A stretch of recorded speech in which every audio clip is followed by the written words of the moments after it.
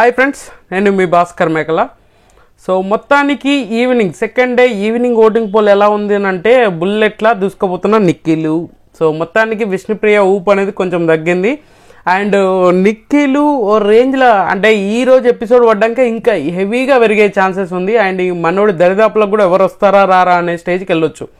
ఎందుకంటే ఈరోజు ఎపిసోడ్ అనేది గట్టిగా పడబోతుంది. మనోడికి నిఖిల్కి మంచి టాస్క్లు ఆడాడు అండ్ లెగ్ ఇంజురీ కూడా అయ్యింది అండ్ చాలా వర్కౌట్లు అయ్యే ఛాన్సెస్ ఎక్కువగా ఉంది. అండ్ 1 డే తర్వాత మళ్ళీ ఫుడ్ అనేది మనోడికి రావడం అయితే జరిగింది నిఖిల్కి, మణికంఠకి. సో ఫుటేజ్ వైజ్ ఈరోజు బాగుంటుంది అండ్ కంటెంట్ చాలా వస్తుంది అండ్ టాస్క్లు కూడా అద్దర కొట్టేశాడు.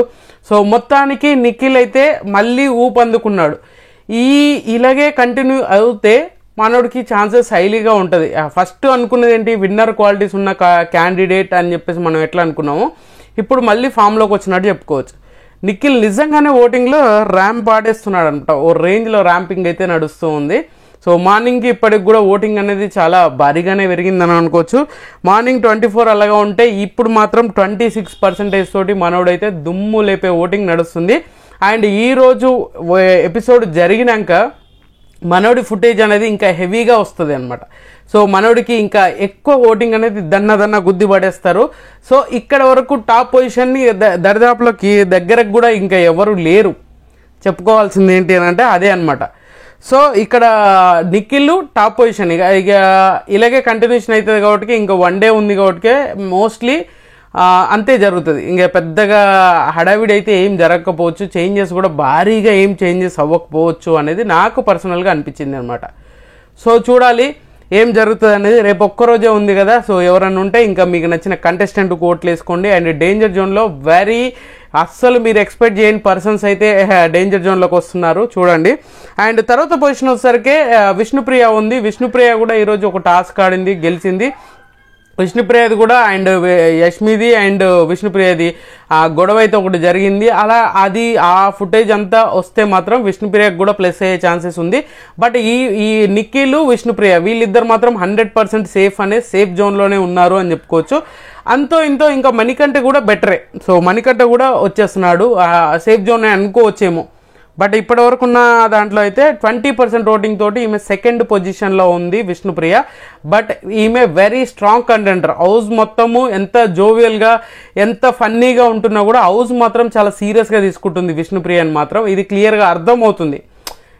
ఎవరైతే స్ట్రాంగ్ కంటెంటర్ అని ఫీల్ అవుతారో వాళ్ళు ఖచ్చితంగా విష్ణుప్రియని టార్గెట్ చేస్తారు. అది క్లియర్గా అర్థమవుతుంది. ఆ లైవ్ చూస్తే క్లియర్గా అర్థమవుతుంది అబ్బా వన్ సైడ్ అయిపోతుందా అనే స్టేజ్కి తీసుకొస్తారు. అండ్ తర్వాత పొజిషన్ వచ్చేసరికి మణికంఠ ఉన్నాడు. మణికంఠ 13% ఓటింగ్ తోటి మణికంఠ స్టేబుల్గా ఉంటున్నాడు. చాలా స్ట్రాంగ్గా ఓటింగ్ అనేది పడుతూ ఉంది. అండ్ మనోడి కంటెంట్ వైజ్ ఈ ఫస్ట్ వీక్ అంతా ఎమోషనల్ బ్యాక్గ్రౌండ్ ఎట్లా అయిందో ఇప్పుడు చాలా బాగా ఆడుతున్నాడు. మంచి కంటెంట్ అవుట్పుట్ అయితే వస్తుంది. అండ్ మనోడు గేమ్ కూడా ఆడాడు, టాస్క్ కూడా మనీ ప్రైజ్ది ఆల్రెడీ మనం చెప్పడం జరిగింది ప్రీవియస్ వీడియోలోనే. మణికంఠ 13% తోటి మనోడైతే 3rd పొజిషన్లో ఉన్నాడు. ఈయన కూడా సేఫ్ అయ్యే ఛాన్సెస్ 99% ఉంది. సో తర్వాత వచ్చేసరికి నైనిక ఉంది. నైనిక కూడా పర్సంటేజ్ పెరుగుతూ ఉంది, తగ్గుతూ ఉంది, పెరుగుతూ ఉంది, తగ్గుతూ ఉంది అన్నట్టుగా నైనిక కూడా 10%, 10 to 11 మధ్యలో ఓటింగ్ అనేది జరుగుతూ ఉంది. నైనిక ఫుటేజ్ అనేది పెద్దగా రాకపోయినా కూడా మ్యాక్సిమం కవర్ చేస్తుంది. వాళ్ళ క్లాన్లో ఉన్న వాళ్ళు, వాళ్ళ టీంలో ఉన్న వాళ్ళని అందరినీ ఒక ఏదైనా ప్రాబ్లం వచ్చినప్పుడు మాట్లాడడం, ఇలాంటి కొన్ని సిచ్యువేషన్స్ నైనిక విషయంలో బాగా జరుగుతుంది. నైనిక బాగా నచ్చేస్తుంది జనాలకి. ఈ పాయింట్ ఆఫ్ మీదనే ఎక్కువగా నచ్చేసే ఛాన్సెస్ ఉంది, నచ్చుతుంది కూడా. సో అందుకనే నైనిక కూడా డేంజర్ జోన్ అని చెప్పలేము, బట్ డేంజర్ జోనే. బట్ అంత మిగతా వాళ్ళకు ఉన్నంత హైలీ రిస్క్ అనేది ఈమెకు లేదు అనేది అర్థమవుతుంది. సో అంతవరకు చెప్పగలము. అండ్ తర్వాత పొజిషన్ వచ్చేసరికి శేఖర్ భాష ఉన్నాడబ్బా. శేఖర్ భాష ఓటింగ్ ఎలా అయిపోతుందంటే పెరగాల, తగ్గాల, లాగాల, వద్దా అన్నట్టుగా తయారైంది. సో నిజంగా ఏదైతే నామినేషన్లో ఆదిత్య ఓం గారు ఆయన కంటెంట్ ఇవ్వడు, ఎదుటోళ్ళ దగ్గర నుంచి కంటెంట్ కూడా రానివ్వకుండా చేస్తున్నాడు అనమాట. ఇది ఇంకా పెద్ద మైనస్ బిగ్ బాస్కి. సో శేఖర్ భాష ఇంతకుముందుకు వేసిన పంచులు కానీ ఇంతకుముందుకు ఏదైనా చిన్న మాట మాట్లాడినా దాన్ని ఒక పంచ్ లాగా తీసుకెళ్ళడం, ఒక కామెడీ వేలో ప్రొజెక్ట్ చేయడం అనేది జరిగింది. ఇప్పుడు మాత్రం ఏదైతే నామినేషన్స్ అయినాయో అప్పటి నుంచి ఆల్మోస్ట్ శేఖర్ భాష చాలా తగ్గించదు. ఏ సిచ్యువేషన్ అయితే ఏదైతే ఉందో ఆ సిచ్యువేషన్లో ఎక్కువగా మాట్లాడట్లేదు మనోడు. ఈ సిచ్యువేషన్ ఏదైనా మాట్లాడుతూ ఎంత సీరియస్ దాంట్లో కూడా మనోడు ఏదైతే వర్డ్ మాట్లాడతారో దాన్ని ఫన్నీ వేలో తీసుకెళ్ళి కన్వే చేస్తాడు అనమాట. సో అలాంటి సిచ్యువేషన్ని ఒక్కసారి నామినేషన్లో ఆ పాయింట్ అయితే ఆదిత్య ఓం ఏదైతే చెప్పాడో నువ్వు సీరియస్గా తీసుకుంటలేవు అని చెప్పాడో అప్పటి నుంచి మనోడు అయితే ఆటోమేటిక్గా డౌన్ఫాలో లెక్క మొత్తానికి మనోడు కంప్లీట్గా సైలెంట్ అయిపోయాడు. అంత హెవీగా అయితే ఎక్కడ కనిపించట్లేదు, అసలు ఉన్నాడా హౌస్లో లేడు అన్నట్టుగా తయారైంది. ఇంతకుముందు మొత్తం అంతా మనోడే అన్నట్టుగా ఉండేది, ఇప్పుడు అది మాత్రం అలాగా లేదు అనమాట. సో తర్వాత వచ్చేసరికి ఆదిత్య ఓం ఉంది. ఇది షాకింగ్ అనిపించింది నాకు. అంటే మన నైనికకి 10 to 11 అన్నాం, శేఖర్ భాషకి 9% ఓటింగ్ పడుతుంది. ఓకే, బట్ ఈ సేఫ్ జోన్ అని చెప్పలేము, బట్ ఓకే. సో తర్వాత పొజిషన్ అనేది ఆదిత్య ఓం రావడం అనేది కొంచెం ఏంటబ్బా ఏం జరుగుతుంది, హౌస్లో ఏం జరుగుతుంది, ఆడియన్స్ ఏ విధంగా రియాక్ట్ అవుతుర్రు, అసలు ఏం చూసి అసలు ఓటింగ్ అనేది జరుగుతుంది అనేది అయితే నాకు అర్థం కావట్లేదు. ఆదిత్య ఓం గారు అనేది ఏదైతే 6th ప్లేస్ ఉండడం అనేది అస్సలు ఊహించలే నేనైతే. సో మనోడికి 8% ఓటింగ్ అనేది నడుస్తూ ఉంది. 8% ఓటింగ్ అనేది పెద్ద విషయం ఏం కాదు. అండ్ శేఖర్ భాషకి ఈయనకు పెద్ద 1% అటు ఇటుగా డిఫరెన్స్ ఉంది, అండ్ మైనర్ డిఫరెన్సెస్ ఉంది. బట్ ఎక్కువగా చాలా యూట్యూబ్ పోల్స్లలో పేజెస్లో అయితే మాత్రం శేఖర్ భాష టాప్లోనే ఉన్నాడు. అంటే టాప్ అంటే మణికంఠ తర్వాత ఉన్నాడు చాలా ఓటింగ్ పేజెస్లో మాత్రం. యూట్యూబ్లో కానీ ఇన్స్టాలో కానీ అండ్ చాలా వరకు ఈ ప్యాటర్నే ఉంది అనమాట. ఓవరాల్గా అన్ని తీసుకున్నప్పుడు ఆదిత్య ఓం గారు 6th ప్లేస్లో ఉంటున్నారు.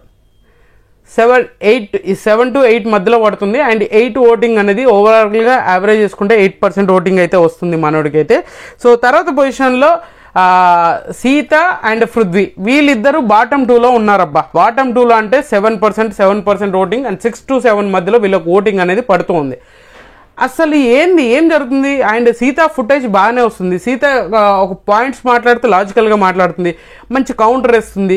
సీతకు అంత ఫుటేజ్ వస్తుంది, అన్నీ ఉన్నా కూడా సీతకు ఓటింగ్ పర్సంటేజ్ అయితే పెరగట్లేదు. అది ఏంటో అర్థం కావట్లేదు నాకైతే. బట్ ఆడియన్స్ కూడా ఎలా రియాక్ట్ అవుతున్నారు, ఏ విధంగా తీసుకుంటారో తెలియట్లేదు అనమాట. సో మ్యాక్సిమం ఆలోచిస్తే ఏంటి అని అంటే సీత డేంజర్ జోన్లో ఉంది. ఖచ్చితంగా మీరు ఎవరైనా సీత ఫ్యాన్స్ కానీ ఎవరైనా ఉంటే ఖచ్చితంగా ఓట్లు వేసుకోండి. ఎందుకంటే సీత వెళ్తే ఖచ్చితంగా సీత వెళ్తాదేమో అనే డౌట్ ఎందుకు వచ్చింది తెలుసా నాకు.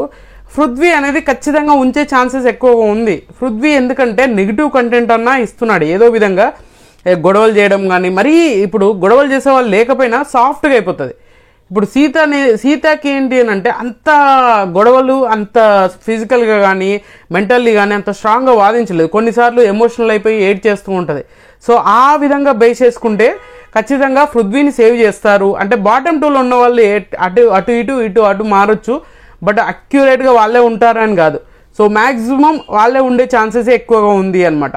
సో పృథ్వీ కానీ సీత కానీ వీళ్ళిద్దరిట్లలో అండ్ లేదు అని అంటే ఆదిత్య ఈ ముగ్గురులోనే ఎలిమినేషన్ ఫేస్ చేయబోతుంది, ఎలిమినేషన్ రాబోతుంది అనేది కూడా ఇదే అనమాట క్లియర్గా. సో చూడాలి ఎలిమినేషన్ ఏ విధంగా ఉంటుంది అని అంటే ఏదైనా జరగవచ్చు. సో టాప్లో అయితే దూసుకుపోతుంది నిఖిలే. సో తర్వాత పొజిషన్ విష్ణుప్రియ, తర్వాత పొజిషన్ వచ్చేసరికి మన మణికంఠ తర్వాత నైనిక తర్వాత శేఖర్ భాష, తర్వాత ఆదిత్య ఓం అండ్ తర్వాత సీత పృథ్వీ. ఈ ప్యాటర్న్లోనే నడుస్తుంది ఆఫ్లైన్ ఓటింగ్ అనేది. సో చూడాలి ఎలా ఉంటుంది. మీకు నచ్చిన కంటెస్టెంట్స్కి అయితే ఫాస్ట్గా ఓట్లు వేసేసుకొని అండ్ ఫాస్ట్గా ముందుకెళ్ళండి. వెళ్ళిపోయినాక అన్ఫేర్ అనుకోవడం అనేది కరెక్ట్ కాదు. నేను ఈ విషయం ప్రతిసారి ఎందుకు చెప్తున్నానంటే ఎవరైతే ఉంటారో ఆడియన్స్ మీ ఫ్యాన్స్ అయితే ఎవరైతే ఇది అన్ఫేర్ ఎలిమినేషన్ అనుకుంటారో వాళ్ళకి చెప్తున్నాను. సో ఖచ్చితంగా వాళ్ళు అన్ఫేర్ అనుకునే బదులు మీకు నచ్చిన కంటెస్టెంట్ కోటేసుకోండి. సో అప్పుడు మీరు వాళ్ళు సేవ్ అయిపోతారు అండ్ మనకు వాళ్ళ దగ్గర నుంచి ఎంటర్టైన్మెంట్ వస్తుందా రాదా అని కూడా మీకు అర్థమైపోయే ఓట్లేస్తారు. బట్ అది చూసుకొని ఓట్లేయండి. సో ఖచ్చితంగా షాకింగ్ ఎలిమినేషన్, సీత ఎలిమినేషన్ అయితే చాలా కంటెంట్ అయితే పోతుంది. సో నాకు తెలిసి ఆదిత్య ఓం అయితే బెటర్ ఏమో, ఎందుకంటే పెద్ద ఫుటేజ్ వస్తలేదు, పెద్ద ఎక్కడ కనిపించట్లేదు. సో మనోడు ఉన్నాడా లేడా అనే స్టేజ్లోనే స్టేట్ ఆఫ్ అసలు కనిపించట్లేదు ఫుటేజ్లో అయితే నాకు తెలిసి. సో చూడాలి ఏం జరుగుతుంది అనేది. సో ఖచ్చితంగా మీకు నచ్చిన కంటెస్టెంట్కి అయితే ఓటేసుకోండి. అండ్ ఈ వీడియో మీకు నచ్చింది అనుకున్నాను. నచ్చితే లైక్ చేయండి, షేర్ చేయండి, కామెంట్ చేయండి, సబ్స్క్రైబ్ చేయడంతో మర్చిపోద్దు. అండ్